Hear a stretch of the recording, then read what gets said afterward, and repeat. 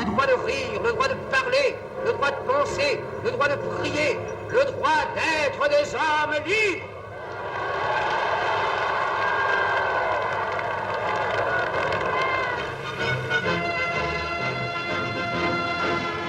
De l'autre côté de la Méditerranée aussi, on fête la victoire. À cette époque, l'Algérie, c'est la France.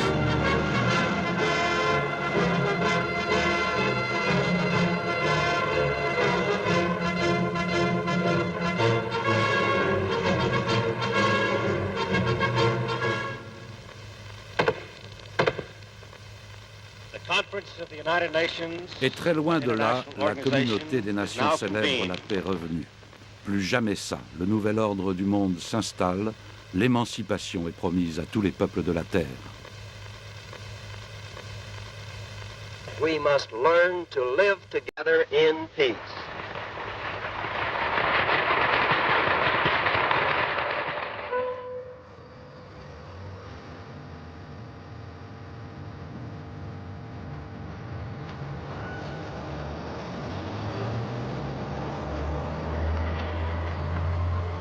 La deuxième ville du Constantinois n'a guère changé depuis 50 ans.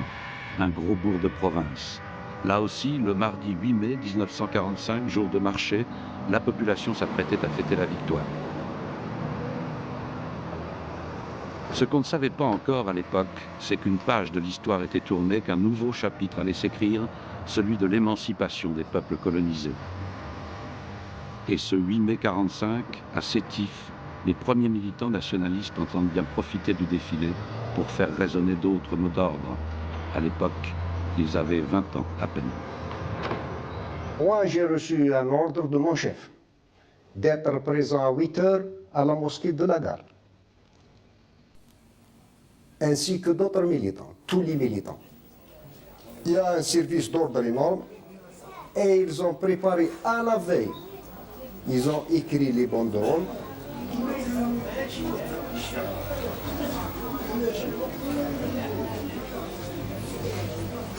On a voulu profiter pour demander quelque chose. On a mis à bas le colonialisme, c'est normal. On a fait libérer les détenus, libérer Missali El-Hajj, tout ça. C'est ce qu'on a fait sur nos drapeaux. Même on a fait un drapeau, nous voulons l'indépendance. On a fait tout ça. C'est pour ça qu'on a préparé avec ce qu'on a préparé de dire dans les banderoles, on a préparé les drapeaux aussi. Pour dire la manifestation, c'était à l'occasion de la victoire des Alliés et des Russes sur l'Allemagne nazie. Et nous, on a profité pour demander et respecter la charte de l'Atlantique. On a mis ça.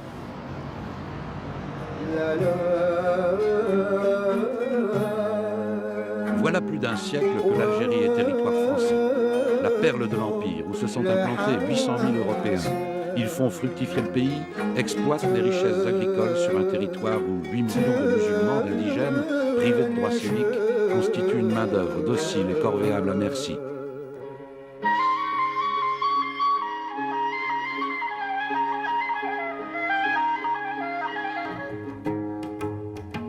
Mais dès avant la guerre, le climat a changé. En 1937, un parti clandestin, le PPA, Parti du peuple algérien, agite les masses musulmanes et revendique l'indépendance. Son leader, Messali Hadj, très populaire dans les couches les plus pauvres de la population, passera la guerre en prison. Une guerre qui va encore exacerber le sentiment nationaliste. De Gaulle d'ailleurs le pressent et dès 1943 annonce à Constantine les temps nouveaux. Le gouvernement vient de prendre à l'égard de l'Algérie française d'importantes décisions de faire accéder immédiatement à tous les droits du citoyen français plusieurs dizaines de milliers de musulmans français d'Algérie. Les bonnes dispositions du chef de la France libre, qu'il confirmera plus tard à Brazzaville, paraissent déjà insuffisantes aux militants nationalistes. Parmi eux, un nouveau leader s'impose, Ferhat Abbas. Pharmacien à Sétif, il a fondé en pleine guerre un parti légal, celui-là, les Amis du Manifeste et de la Liberté, où se regroupe l'opposition algérienne. Le manifeste dénonce la situation coloniale, l'exploitation, le chômage qui s'installe avec la guerre. Il revendique une république algérienne fédérée à la France. À la libération, le mouvement comptera jusqu'à 100 000 adhérents. Sa puissance commence à inquiéter. Ferhat Abbas sera arrêté le 8 mai 1945 à Alger. Le manifeste était passé par là. Bien évidemment, le manifeste était passé par là. Il y avait, je vous dirais même heureusement qu'il y avait eu un manifeste, mais il n'y aurait pas eu de manifeste que ce n'était pas nécessaire. Je crois que n'importe quel être humain qui vivait comme cela, sous la colonisation française, pouvait éprouver ce que Ferhat Abbas disait dans son manifeste. Il demandait l'accession à la citoyenneté française, ce qui paraissait pour les pieds noirs, pour nous, monumental, inaccessible, prodigieusement scandaleux. Scandaleux, sans doute, aux yeux des Occidentaux, mais les militants n'en sont déjà plus là. Le drapeau algérien, interdit, a été brandi déjà à Oran et à Alger à l'occasion des défilés du 1er mai, et le sang déjà a coulé. Ce drapeau, on va le voir à Sétif, le 8 mai, dans le défilé de la victoire. Il sera le prétexte de la tuerie. وانطلقت المظاهرة منها على كل حال مع هذا النهج هذا وحكمنا طريق السمطينة اللي الآن على كل حال نهج 8 ماي 45 حين اللي عدنا والنساء زغرتوا في هذاك الوقت في الشفا يمشيوا من قدام حيوا افريقيا حيوا افريقيا يا عباد.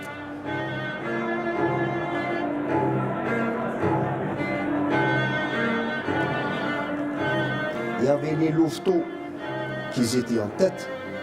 Derrière les louveteaux, il y a les éclaireurs. Derrière les éclaireurs, il y a les routiers. Après les routiers, il y a les militants. Il y avait Saal Bouzid qui portait le drapeau algérien. Et il y avait les autres militants. Chacun avait un drapeau russe, l'autre avait un drapeau anglais, l'autre un drapeau français, l'autre un drapeau américain. Et derrière, c'était la population. Il y avait les chants patriotiques.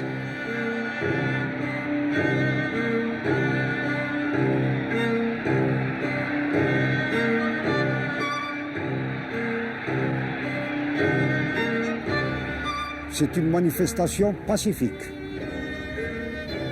D'ailleurs, là-bas, devant la mosquée de la gare, nous, le service d'ordre, nous avons enlevé des bâtons ou des armes blanches à des gens qui le portaient.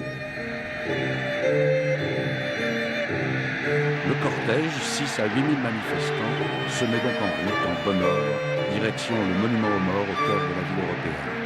Tout se passe bien jusqu'à ce qu'on arrive à hauteur du Café de France. Quand on a vu le gerbe de drapeau, on a mis le drapeau algérien au milieu. On ne le voit pas bien. Mais c'est juste en arrivant là devant le Café de France qu'ils sont aperçus qu'il y avait le drapeau algérien au milieu des drapeaux. Oui, c'est là, c'est pour ça qu'ils ont fait arrêter le défilé et de nous dire enlevez le drapeau. C'était à cause de ça que ça a éclaté. Au moment du passage du défilé, j'ai vu Lucien Olivieri, commissaire de la PJ, sortir sans compte et attirer sur la foule, entouré de ses collaborateurs, le Nouméas, Glaise, Prudent, Léo Kata.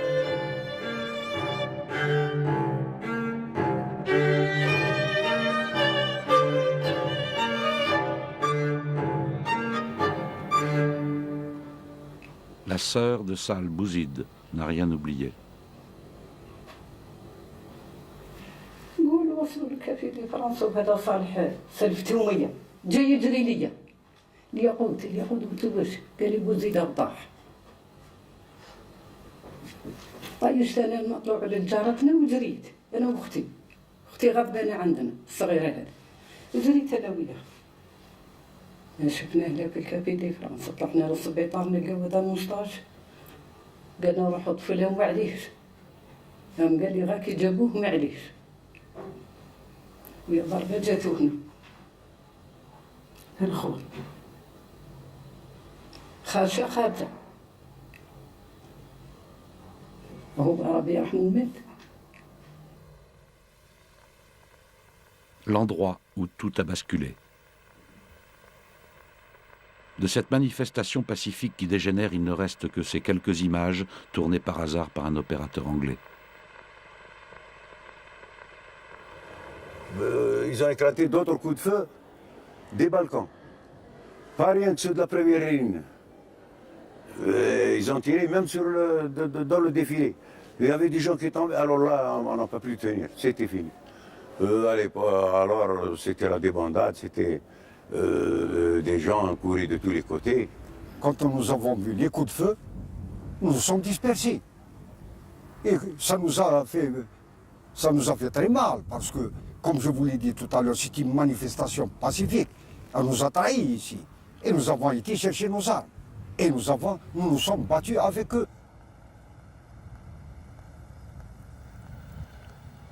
Nous avons marché en sens inverse des émeutiers, bien évidemment. Nous sommes remontés par la rue Cardinal-Lavigerie. Ma grand-mère a vu ce que je n'arrivais pas à voir, mais des gens qui étaient traînés dans les couvertures, des gens qui venaient d'être assassinés. Et nous sommes arrivés à la hauteur de chez la fleuriste lorsque son garçon, Amar, a ouvert une porte et nous a fait entrer pour nous mettre à l'abri. Le bilan de l'émeute au soir du 8 mai, tel qu'en témoigne le registre de l'hôpital de Sétif. Une vingtaine d'Européens aux noms soigneusement répertoriés et autant d'indigènes anonymes. Mais en fait, les victimes musulmanes dès le 8 sont une centaine.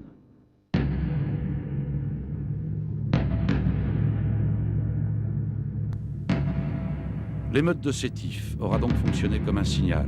Les deux communautés sont sur le pied de guerre, la tension à fleur de peau. Les Européens sont organisés en milices armées, elles ne feront pas le détail.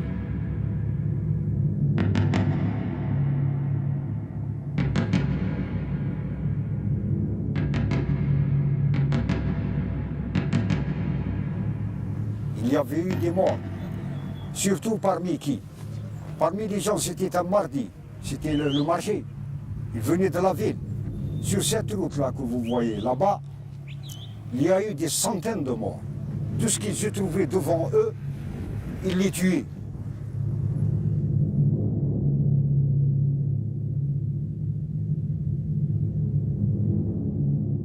Ils se sont répartis sur toutes les routes parce qu'ils savaient que c'était le marché et que les gens devraient rentrer. Parmi eux se trouve Babi Fantano. Il se trouvait Parmentier. Il se trouvait Colombo. Ils étaient 4, ceux-là, surtout ceux-là. Ils en ont fait un massacre. Et les colons, avec eux, dans leur voiture, ils chassaient et pourchassaient les gens qui rentraient chez eux.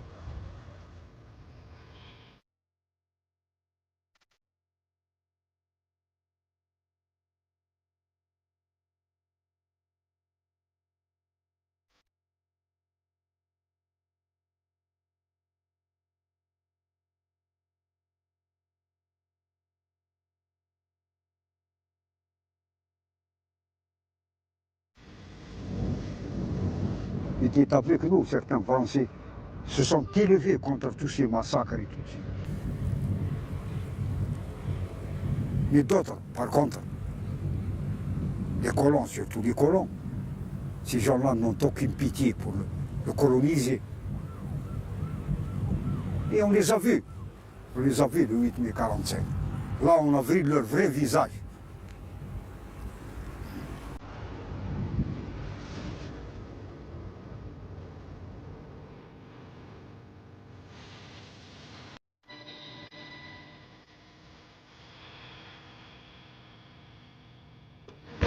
En quelques heures, la nouvelle de l'émeute s'est répandue.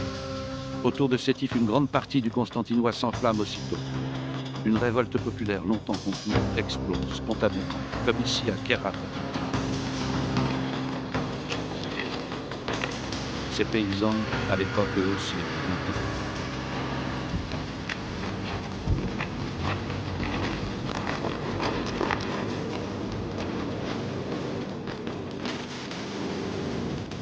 مخوف الحسين كرماني محمد تحية المولود عبد أحمد ولفات مسعود بلال الحسن من طوش سماعي محمد سعيد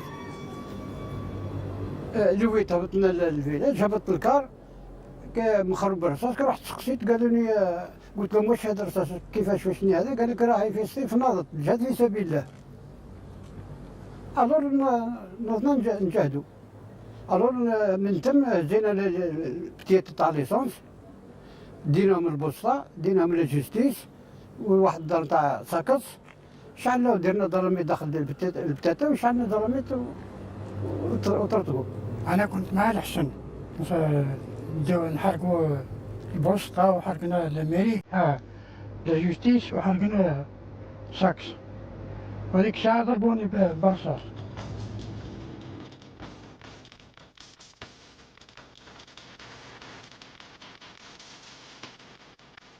Tout d'un coup, un coup de feu a claqué et c'était M. Gramont. On a dit, ça y est, c'est l'émeute qui commence.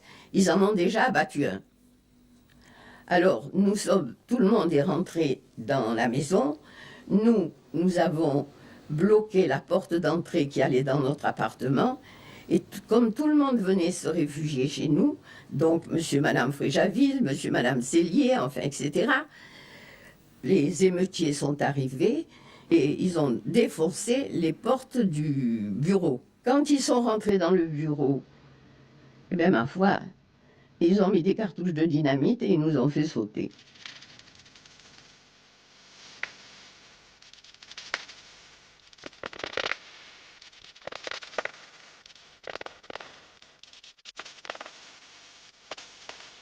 Dans la rue, nous avons entendu des personnes que nous connaissions, alors après que nous avons reconnues par la suite au travers des volets, qu'ils criaient le Raznaji est mout. Le Raznaji, c'était donc le receveur. Alors partout, ils criaient Raznaji mout, Raznaji mout. Et nous avons eu un moment de paix à ce moment-là.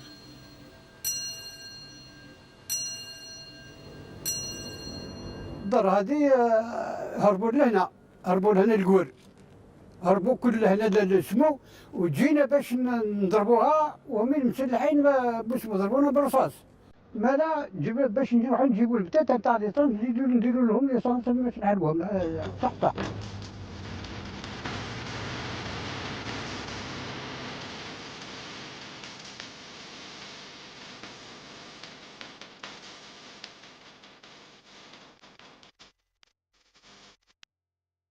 Monsieur de Torcy a été massacré. Il était au petit hôtel à côté. Ils l'ont pris dans la ruelle de son lit. Il avait mis sa veste sur sa tête. Et tant qu'il n'a pas eu la tête comme de la chair à saucisse, ils ne se sont pas arrêtés. Et quand on a retiré la veste, on a eu qu'un amas de cervelle, d'os et de tout. C'était Monsieur de Torcy, ça. L'armée, elle aussi, est prête. Quelques jours avant les émeutes, les 4 et 5 mai, des manœuvres s'étaient déroulées en petite Kabylie à 60 km de Sétif, dont témoignent ces documents du service cinématographique des armées. Les instructions étaient précises et elles vont trouver en ces journées terribles un point d'application immédiat. Le 14 août 1944, le général de Gaulle, quand il confie au général Henri Martin, qui dirige, pour me résumer, l'armée d'Afrique, si vous voulez, le 19e corps d'armée, il lui dit ceci. Il faut éviter que pendant que nous libérons l'Europe, l'Afrique du Nord nous glisse entre les doigts. C'est très simple. Le général Henri Martin a des instructions, un plan du 30 octobre 1944 qui prévoit qu'en cas d'insurrection, il puisse agir en toute liberté, qu'il puisse intervenir très rapidement avec le maximum de moyens.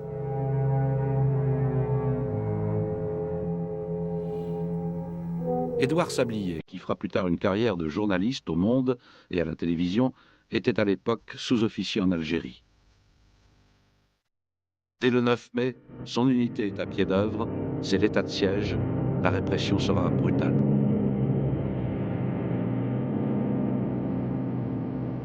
Nous avons donc vu pas mal de flaques de sang, de cadavres, de traces de balles, et nous avons surtout vu une population encore affolée par ce qui s'était passé, par ce qu'elle avait vécu, qui nous ont raconté notamment l'assassinat du juge de paix coupé en morceaux, ses parties génitales dans la bouche de sa femme, laquelle était violée devant ses enfants, etc., etc. Tout ça a été horrible.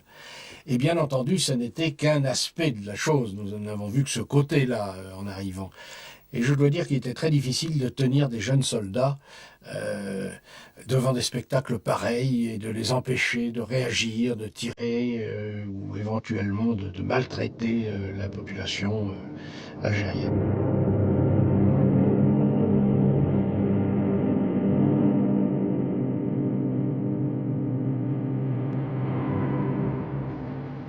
صح ياسر طاحوا لها كي جا يوصل العسكر الزبابل هذيك اللي من هنا قدام المارشي قدام وكل الدنيا كل 18 يلاقاهم العسكر بالضبط هما يتهربوا العسكر يضرب طيب الدنيا طايحه كي الزبيب.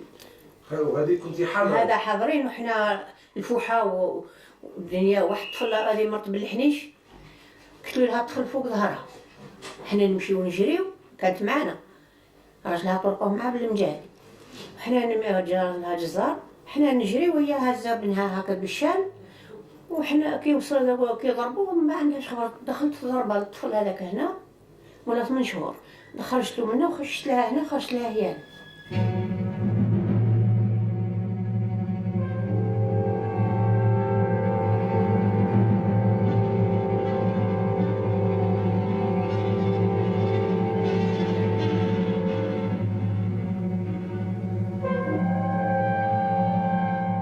Les instructions étaient très strictes. Il s'agissait non seulement d'arrêter des hommes qui auraient pu participer aux événements du 8 mai, mais également partout de rassembler les armes cachées, d'essayer de trouver le plus d'armes possible. Et il y avait aussi alors toutes les fouilles qu'on pouvait effectuer. Et souvent, lorsqu'on arrivait dans une mechta et qu'on trouvait des armes cachées, eh bien, très souvent, on brutalisait peut-être un peu les habitants de cette mechta. Et je crois qu'il y a eu des cas où les mechtas ont été incendiés lorsque vraiment il s'agissait de dépôts d'armes qui avaient pu menacer la vie des habitants de la région.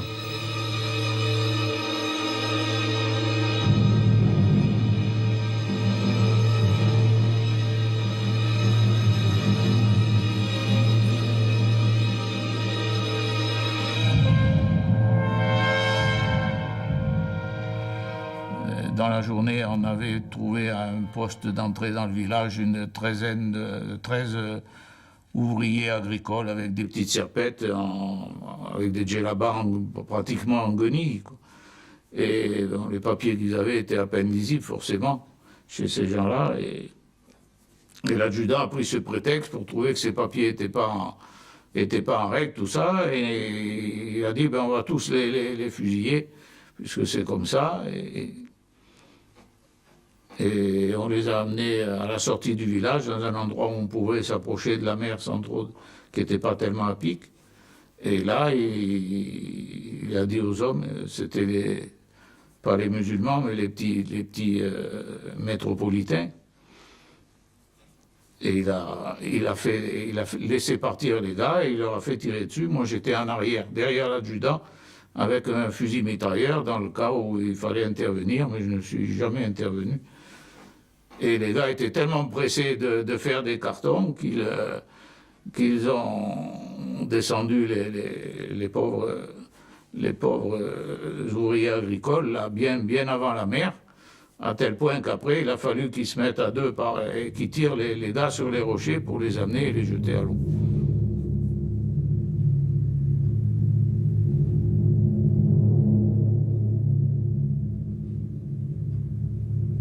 Quand on n'a pas encore 20 ans et d'assister à un truc comme ça, c'est forcé qu'on reste pas insensible.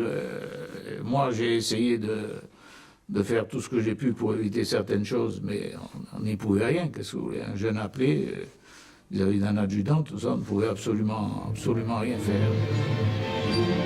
Les morts musulmans se compteront par milliers, voire dizaines de milliers. Outre l'armée de terre, la marine d'aviation s'est engagée aussi dans la reprise en main en cette fin mai 45. Est-ce déjà la guerre d'Algérie? Après les ratissages, les opérations de police, on pourchassera partout les militants nationalistes.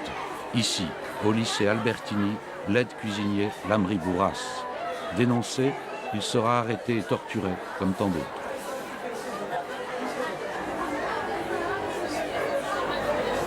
J'ai été arrêté ici.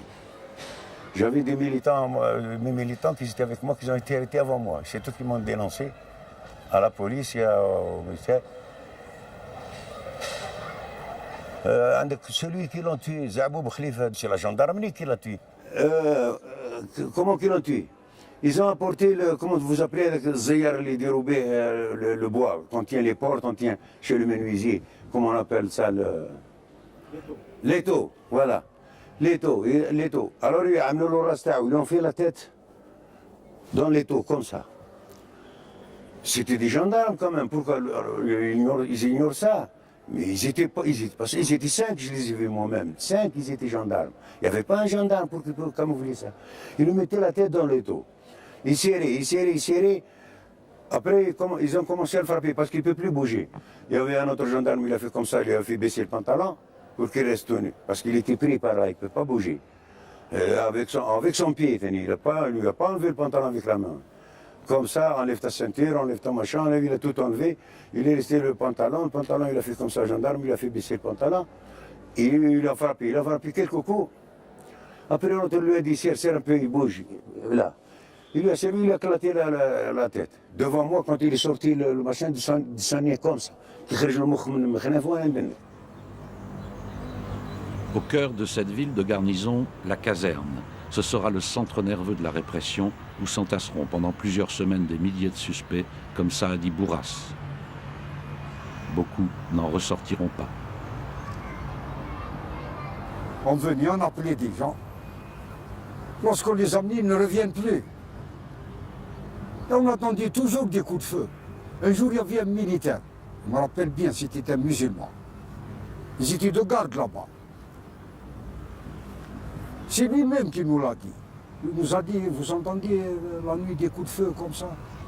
Il dit, moi, oui, on entend, oui. C'est ceux-là qu'on amène d'ici, qu'on est en train de fusiller derrière le mur. Et le mur, on le voyait parce que c'était le mur d'enceinte de la caserne. Et on n'était même pas à 100 mètres du mur, de ce mur. Et tous les soirs, on entendait des coups de feu. Et tous les soirs, on venait, on amenait une liste, on les amène et on les revoit plus. Il y a eu 76 fusillés. Saadi Bourras aura eu plus de chance. Condamné à mort, sa peine sera commuée. Il restera quand même en prison jusqu'en 1962, jusqu'à l'indépendance.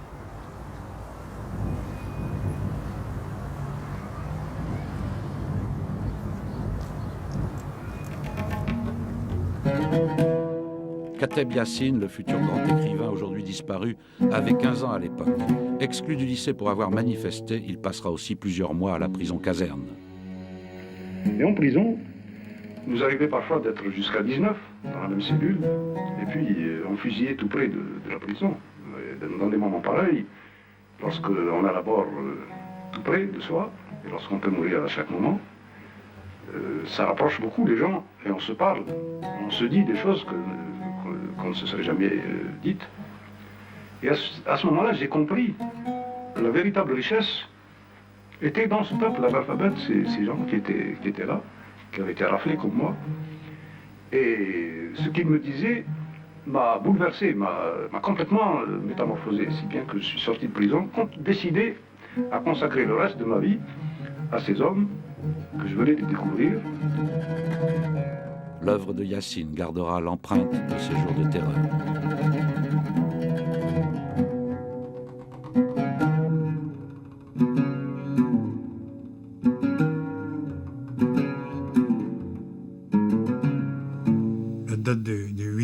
1945. C'est un coup de gong, c'est un coup terrible pour ceux qui peuvent entendre. Mais combien avaient des oreilles qui pouvaient entendre à ce moment-là? Le commandant Roy est à l'époque à Paris, on vient de le démobiliser. On a appris tout à coup qu'il y a eu des événements sétifs. Oh, des événements sétifs. Moi, j'ai même dressé l'oreille à Sétif, parce qu'à Sétif, j'avais ma femme et mes 2 enfants qui étaient là pendant que nous étions partis. Et on a eu très peu de renseignements, parce que les journaux de l'époque, je vous dis qu'on n'avait rien. Les journaux de l'époque n'avaient qu'un seul feuillet, qui était comme ça à peu près, n'est-ce pas? Un seul feuillet, verso recto. Il y avait très peu de choses là-dedans. Le bruit courait qu'il y avait à peu près une centaine de morts chez les Européens, et que la répression était féroce. C'est tout ce qu'on savait. Il n'y a guère en effet que le combat de l'époque qui propose quelques clés, quelques analyses sous la plume d'Albert Camus. Pour le reste, la polémique porte essentiellement sur le nombre des victimes. Combien de morts à Sétif et dans sa région? Les chiffres restent controversés. Entre 1500, bilan officiel, et 45 000 selon les nationalistes algériens. Plusieurs sources américaines notamment font état de 35 000 tués.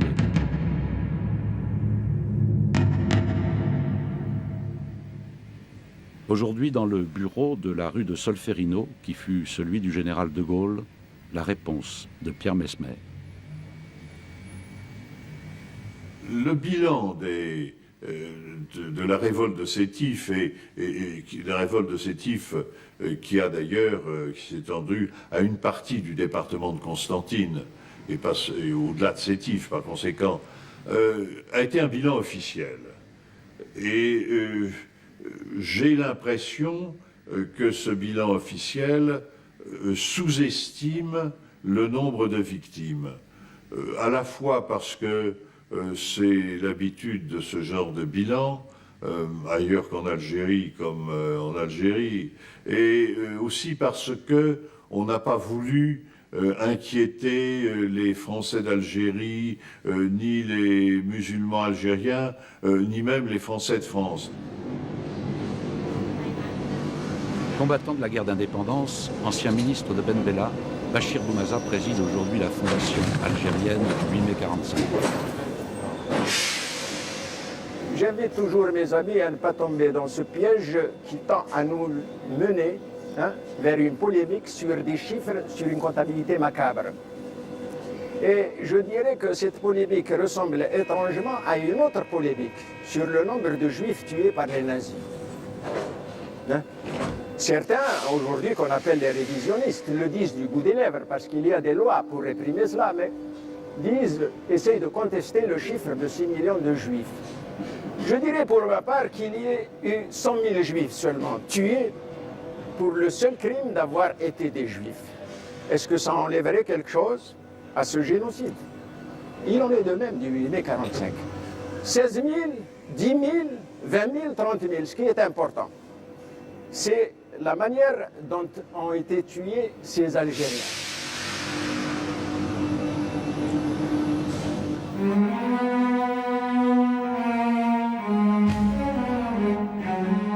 À l'époque, le général de Gaulle préside un gouvernement d'union nationale où tous les partis sont représentés, y compris le Parti communiste.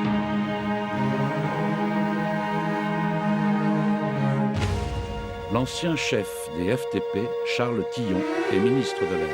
A-t-il lui-même ordonné les opérations aériennes sur la région de Sétif? Quel fut son rôle?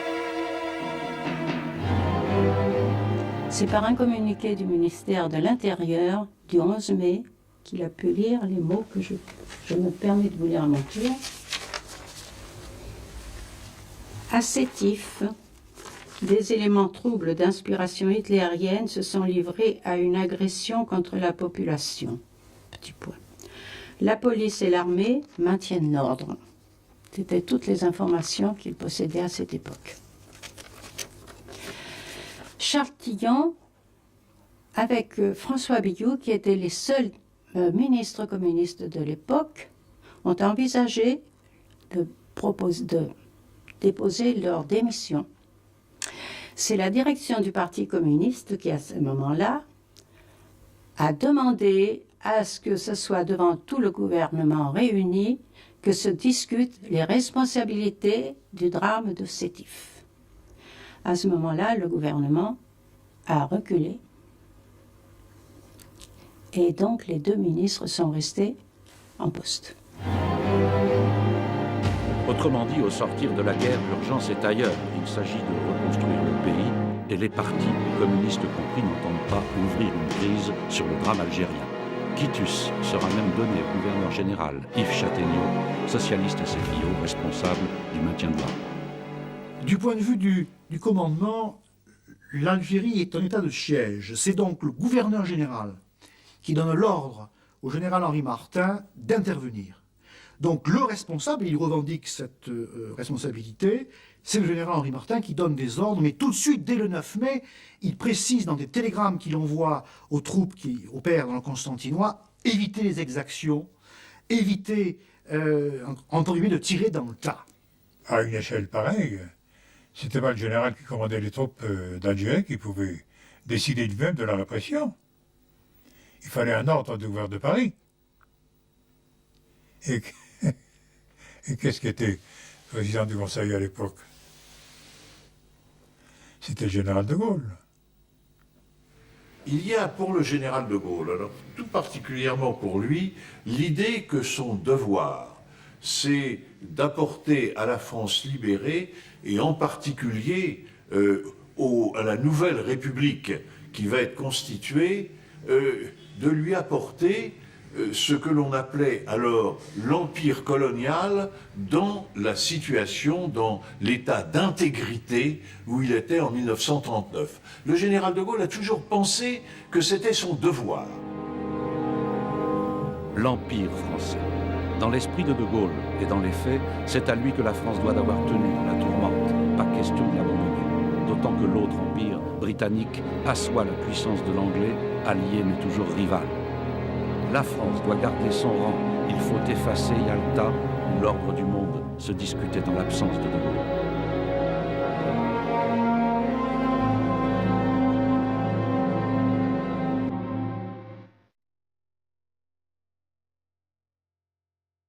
L'Algérie ne doit pas ternir l'image d'une France à la souveraineté recouvrée. Après 8 jours de troubles, il convient de montrer que la révolte est matée, que l'ordre règne. Sur le terrain, on organise les redditions.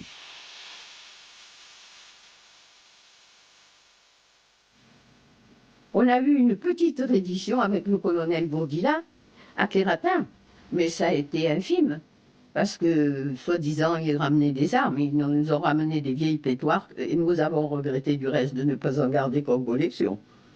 Parce que là, ça faisait une belle collection. Ils avaient des armes qui devaient dater de la conquête, qui nous ont ramenées là. Mais des armes modernes, non.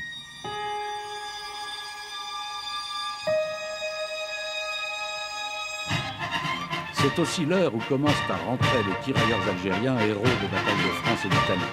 Ils ignorent tout des événements récents. Moi encore, j'étais en train de fêter.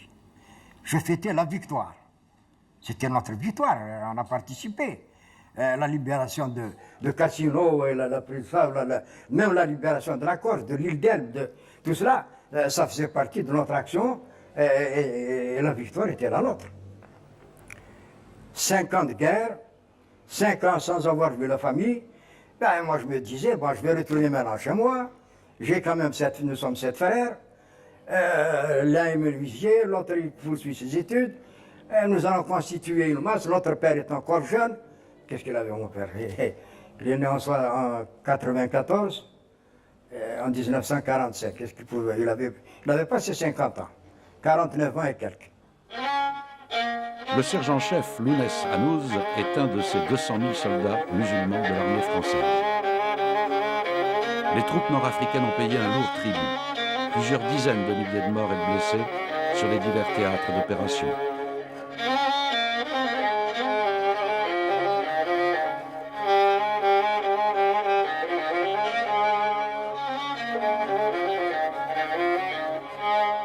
quand je suis arrivé à Karata, il y avait toute une file.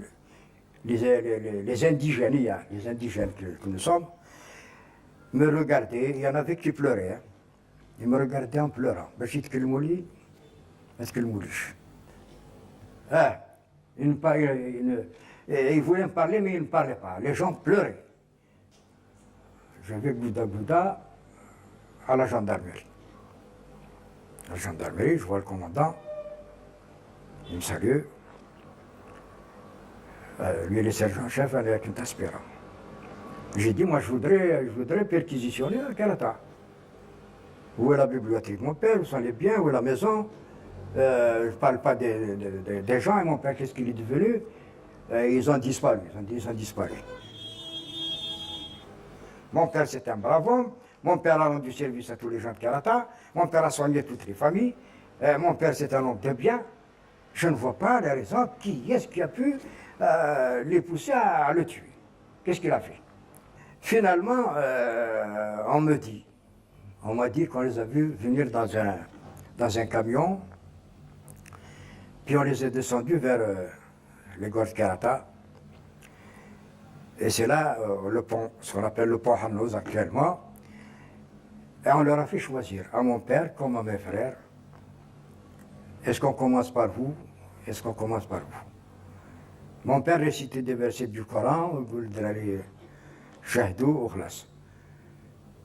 Et je crois que c'est mon père qui a été fusillé le premier, puis Taïeb Hanafi. Majid s'est jeté, il leur a dit, vous ne chanterez pas plus tard en disant qu'une balle française a traversé le corps de Hanouz Abdelmajid.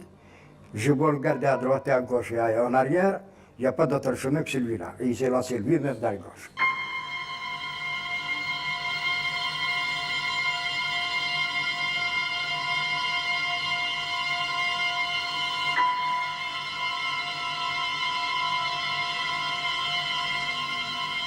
Qu'est-ce que vous voulez que je dise à mes enfants?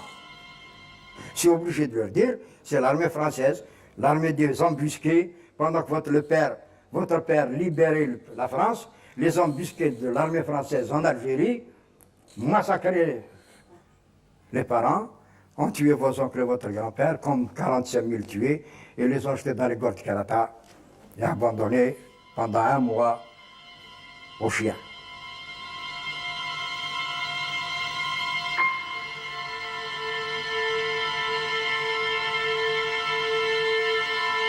Dans le rocher, une simple signature.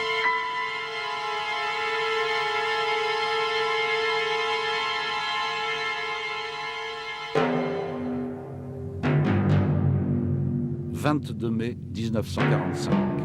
15 000 musulmans sont amenés de force de tous les coins du Constantinois jusqu'à la plage des Falaises, à 80 km de Sétif, où est organisée une grande cérémonie de reddition.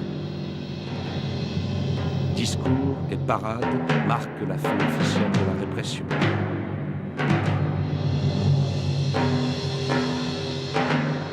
Ce que ne disent pas ces images prophètes, c'est que parmi la foule des vaincus, 400 musulmans seront identifiés comme des meneurs, sortis en masse et emmenés vers une destination inconnue. On ne les reverra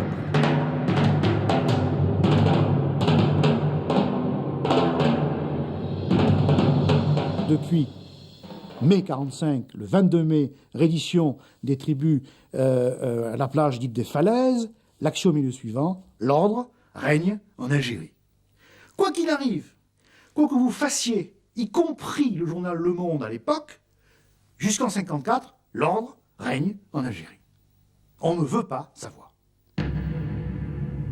Il y aura bien une première commission d'enquête qui donnera lieu à un rapport, le rapport Berger, commissaire de police à Alger, encore aujourd'hui classé incommunicable.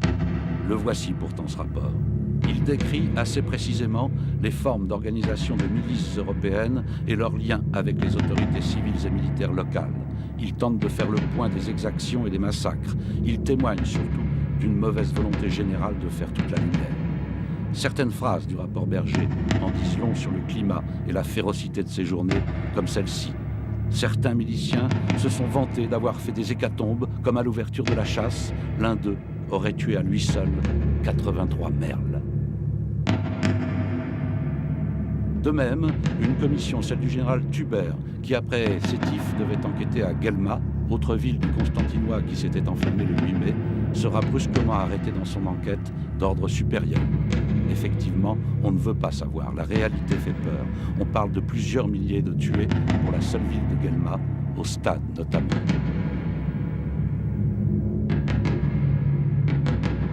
Le sous-préfet Achiari fut le grand organisateur du retour à l'ordre. Il poursuivra normalement sa carrière en Algérie.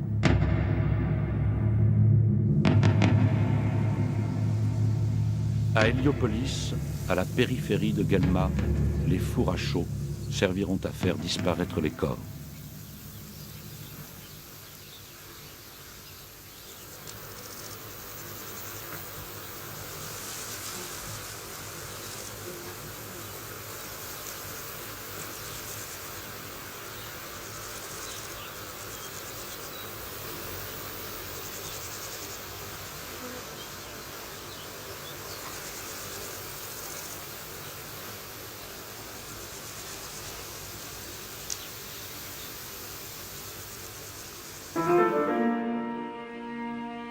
À l'Assemblée nationale provisoire siège comme représentant de l'Algérie dont il est originaire le député José Aboulker, qui deviendra plus tard un grand professeur de médecine.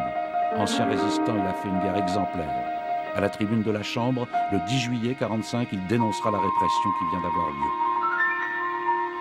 J'ai ainsi pu démontrer que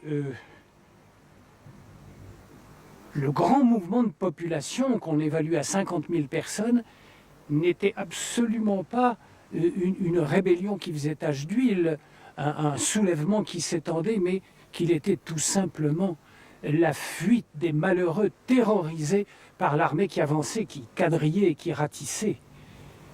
Et puis j'ai conclu en demandant des choses précises en matière de droits politiques pour les Arabes qu'il fallait étendre afin d'aboutir vite à la citoyenneté pour tous.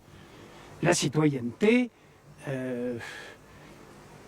on n'en parlait pas pour la donner aux Arabes d'Algérie.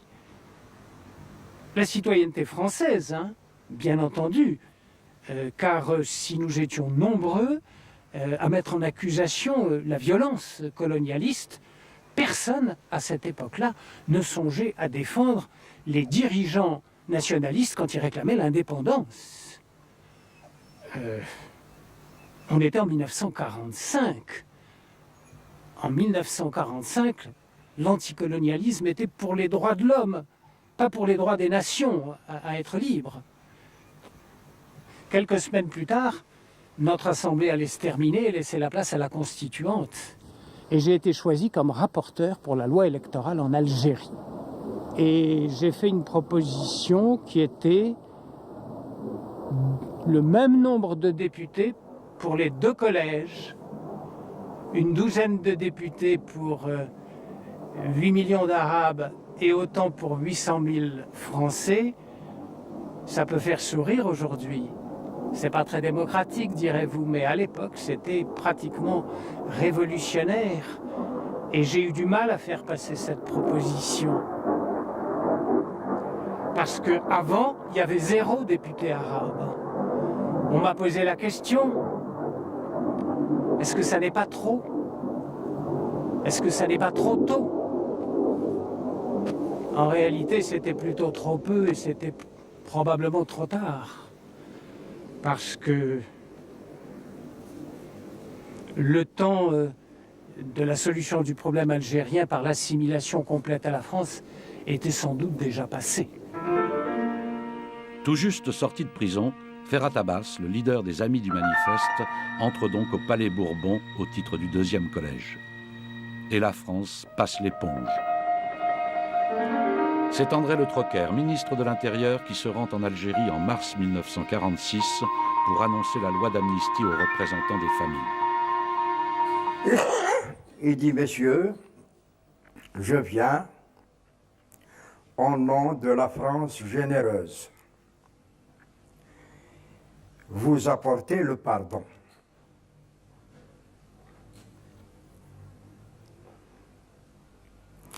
J'ai dit, monsieur, je me permets de vous interrompre. Le pardon de quoi? De quoi sommes-nous accusés? Nous rentrons de la guerre, nous trouvons nos parents tués, fusillés, et vous allez nous pardonner?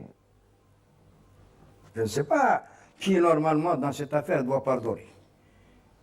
Je pensais que vous alliez nous dire, le mal qui a été fait, nous allons essayer de l'atténuer en considération de, je ne sais pas, des liens ou des relations de l'Algérie avec la France ou des Algériens avec les Français. Il m'a dit, oui, oui, c'est ce que je voulais dire. Tout ce que je vous demande, mais tout ce que je vous demande, c'est d'oublier. Monsieur le ministre, je suis obligé de vous dire également que pour cette question, cela est impossible. Il me dit, mais pourquoi? J'ai dit, monsieur le ministre, voilà, je vais vous raconter. Moi, j'ai été à l'école française en 1920, à Aïn el-Kbira. Mon instituteur, monsieur Durand, venait d'être démobilisé de la guerre 14-18 qu'il a faite. À nous, gamins de 5 ans, indigènes et fils d'indigènes, il nous racontait les atrocités de 1870, les atrocités. Regardez le mot, monsieur le ministre, c'est un mot trivial. Comme nous sommes des les Allemands, c'est des. J'ai dit les ont fait des atrocités en 14-18, comme ils en ont fait en 70.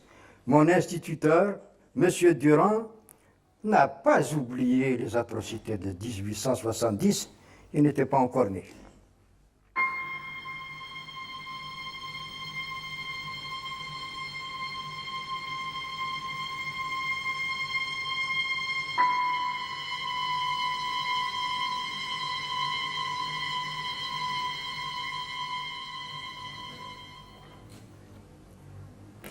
Ça ne peut pas s'oublier. Comme je disais à l'autre cœur, je lui dis, vos indemnisations, vous pouvez me donner tout le budget de la France. À ce moment-là, par rapport aux Algériens, le budget de la France, c'était des montagnes, c'était des milliards. Et ça ne révélera pas mon père, et mes frères.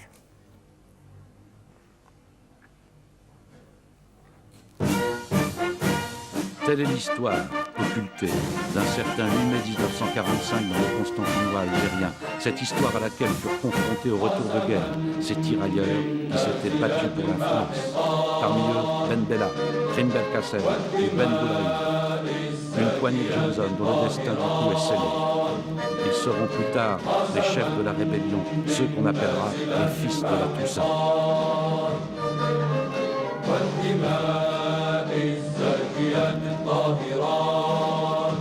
La graine de l'insurrection algérienne, semée le 8 mai 1945, mettra encore 9 ans à germer, jusqu'au 1er novembre 1954.